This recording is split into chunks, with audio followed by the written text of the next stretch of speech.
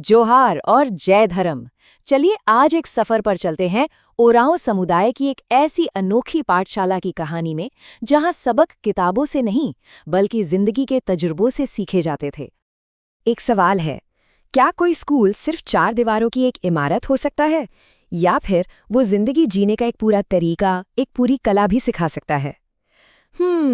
चलिए आज इसी सवाल की तह तक चलते हैं।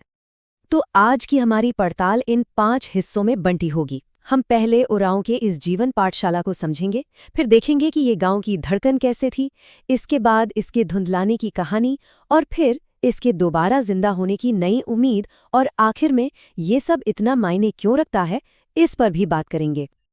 तो चलिए पहले हिस्से में गोता लगाते हैं और समझने की कोशिश करते हैं इस पारंपरिक संस्था की आत्मा को, जिसे यूथ डॉर्मेटोरी सिस्टम के नाम से जाना जाता है। इस पूरे सिस्टम की नींव में 2 बड़े ही दिलचस्प नाम हैं, जोंग एड़पा और पेल्लो एड़पा। असल में ये ओराव यानी कुडुक समुदाय की वो पारंपरिक सामाजिक और शैक्षिक संस्थाएं थीं जो युवाओं के लिए एक हॉस्टल या कहें एक गुरुकुल की तरह काम करती थीं। अब यहाँ जो बात सच में ध्यान देने वाली है वो है इन दोनों का बटा हुआ लेकिन बराबर का महत्व। एक तरफ था जोंग एड़पा, जो लड़कों का ठिकाना था। यहाँ गांव के अनुभवी पुरुष उन्हें पारंपरिक पढ़ा सिस्टम और समाज की जिम्मेदारियां सिखाते थे।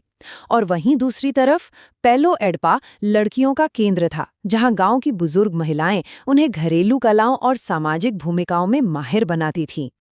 तो चलिए अब दूसरे हिस्से की तरफ बढ़ते हैं और देखते हैं कि ये डॉर्मेट्रीज सिर्फ रात गुजारने की जगह क्यों नहीं थीं, बल्कि ये तो पूरे गांव का दिल हुआ करती थी।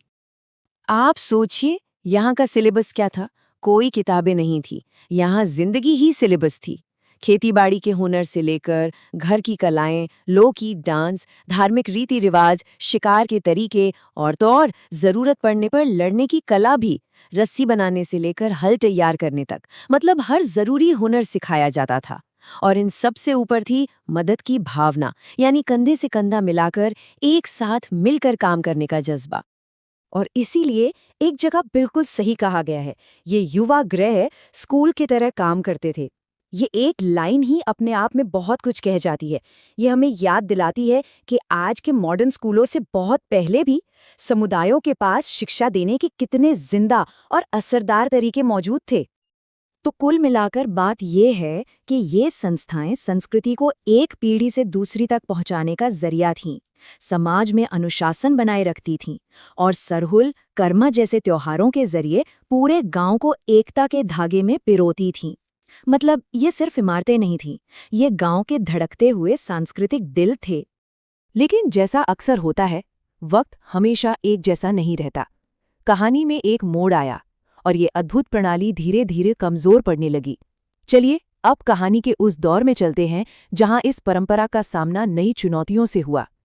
और सच्चाई ये है कि हालत यहाँ तक आ पहुंची कि ये परंपरा लगभग विलुप्त होने की कगार पर आ गई। ये किसी भी संस्कृति के लिए एक बहुत बड़े नुकसान का पल होता है। तो सवाल उठता है कि आखिर ऐसा हुआ क्यों? इसके पीछे कोई एक नहीं बल्कि कई वजहें एक साथ काम कर रही थीं।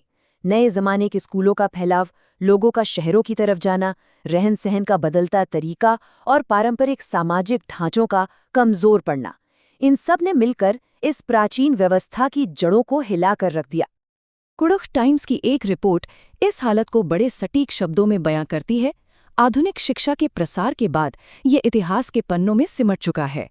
ये लाइन सोचने पर मजबूर करती है कि कैसे विकास की दौड़ में हम अनजाने में अपनी कितनी कीमती विरासतें पीछे छोड़ देते हैं। लेकिन जैसा कहते हैं ना, जहां जड़ें गहरी हों वहां नई कोंपलें जरूर फूटती हैं। कहानी यहाँ खत्म नहीं होती, बल्कि यहाँ से एक नया और उम्मीद भरा मोड़ लेती है, जहां एक नई पीढ़ी अपनी विरासत को बचाने के लिए कमान संभाल रही है। और इस नई उम्मीद की मशाल को थामे हैं रोशन टोपो जैसे युवा और उनका संगठन द कुडुख प्राइड। इनका मिशन एकदम साफ है, कुडुख संस्कृति को फिर से जिंदा करना और आगे बढ़ाना। इसके लिए ये भाषा, लोक कला, संगीत और डांस पर वर्कशॉप्स करते हैं। इनका मकसद है आदिवासी युवाओं में अपनी संस्कृति को लेकर एक नया आत्मविश्वास और गर्व जगाना। और इसके लिए ये पारंपरिक कलाओं को सहेजकर उन्हें आज के दौर के हिसाब से पेश कर रहे हैं। और इस मुहिम में एक और अहम नाम है ऑल इंडिया कुड़ुख पाड़ा युवक संघ, यानी AIKPYS। इनका तो नारा ही देखिए, जोंक एड़पा अरा पेल्लो एड़बा, जो सीधे उसी पारंपरिक प्रणाली से प्रेरित है। ये अपनी कुड़ुक भाषा को भारत की 8वीं अनुसूची में शामिल करवाने की मांग कर रहे हैं और साथ ही युवाओं को कंप्यूटर और पाक कला जैसे नए जमाने के हुनर भी सिखा रहे हैं, खासतौर पर ओडिशा के राउरकेला जैसे आदिवासी इलाकों में। तो अब हम अपने आखिरी और शायद सबसे ज़रूरी सवाल पर आते हैं। ये सारी कोशिशें आखिर इतनी मायने क्यों रखती हैं? क्या ये सिर्फ गुजरे हुए कल को बचाने की एक कवायद है? नहीं, बिल्कुल नहीं। ये उससे कहीं ज़्यादा है। देखिए, ये समझना बहुत ज़रूरी है कि इसका मकसद अतीत को किसी म्यूज़ियम में सजाना नहीं है। इसका असली लक्ष्य है अपनी सांस्कृतिक जड़ों की ताकत को पहचानना और उसे भविष्य के लिए एक मजबूत बुनियाद बनाना। ये विरासत को सिर्फ सहेजना नहीं, बल्कि उसे जिंदा रखना और आगे ले जाना है। और ये होता कैसे है? इसका एक पूरा रास्ता है।